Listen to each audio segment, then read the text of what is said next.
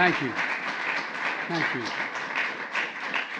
Please, thank you very much. Good afternoon, everyone, and thank you, Zippy. And I want to acknowledge Secretary of Transportation Pete Buttigieg is here today and knows a little bit about moving things.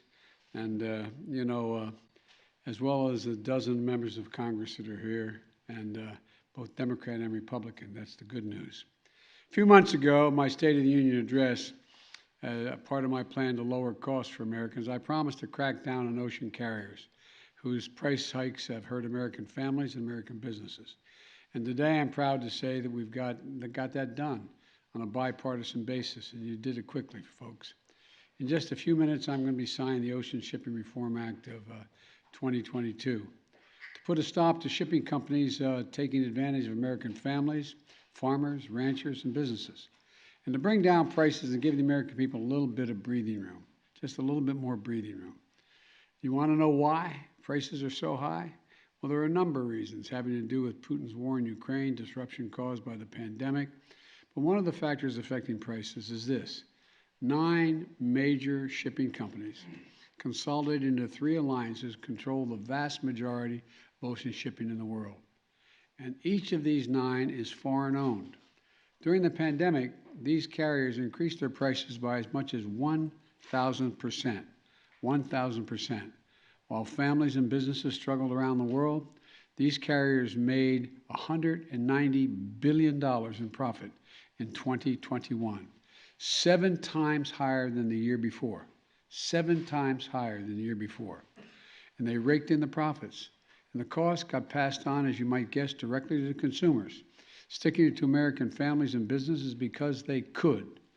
Furniture, appliances, clothing, anything and everything that crossed the Pacific on a ship from Asia saw a price tag shoot up. And families and businesses felt the squeeze here at home.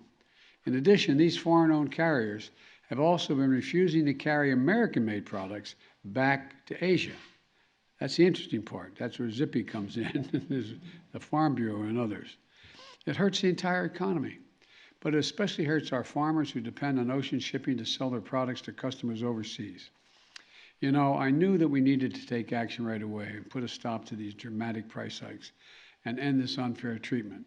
And I spoke directly with the CEOs, and not just the 2 that are here today, but from the American Farm Bureau, to find out how it affected them and their customers.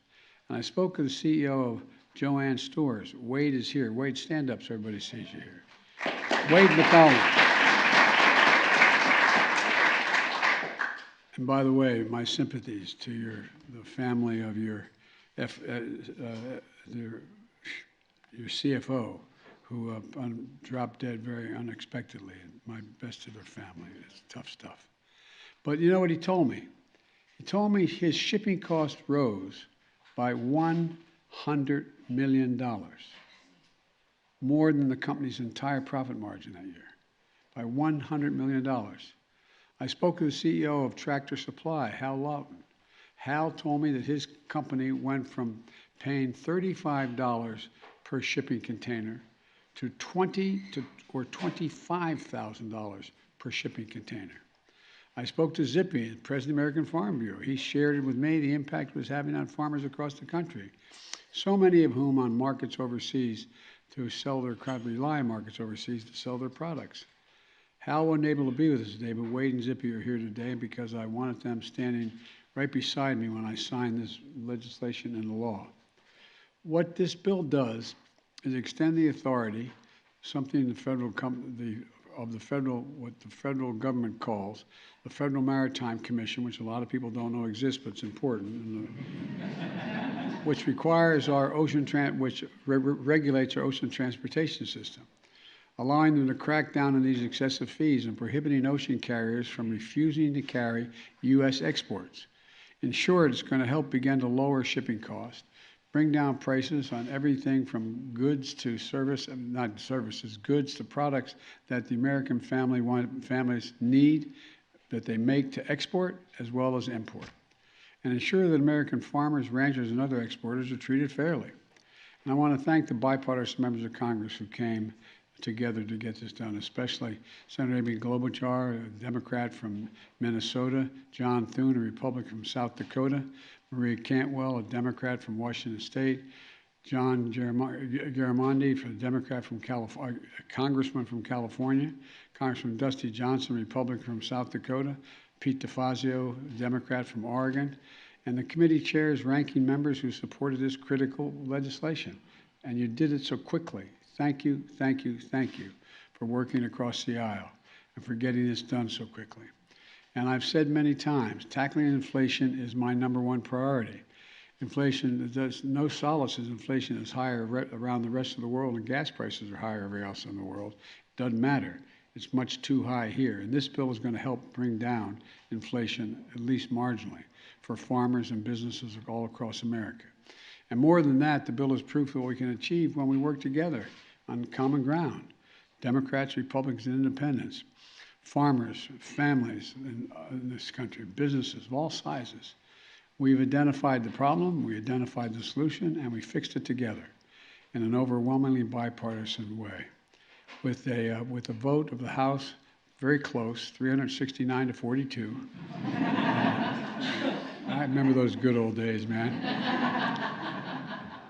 And no objection to the Senate. I hardly remember those days, and I served there for 36 years. But you know, it's what government can do, can look like at its best. We're going to have real differences, and we should fight like hell when we differ. And some votes are really close, but there's some things that there's just no sense in fighting about. We all basically agree. And what this group of congresspersons have done is they look at it not in terms of whether it's going to help or hurt one party or the other, whether it's right or wrong. And I thank you for doing that. When we come together to solve real problems facing families, we can get a lot done. And I'm proud that we made it happen. Now it's going to be my pleasure to sign this bill into law, and I'd like to invite up Wade and Zippy, Transportation Secretary Buttigieg, the chair of the Maritime Commission, Dan Maffei, as well as all the members of Congress I mentioned to join us on stage. Please, come on up.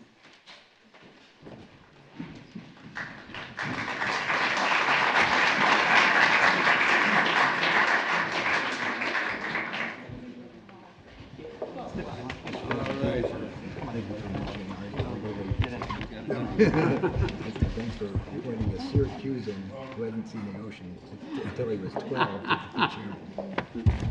All right. Here we go.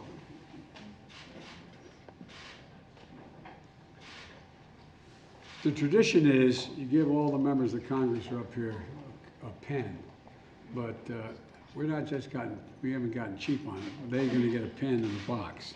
But I'm going to hand this one right over my shoulder here.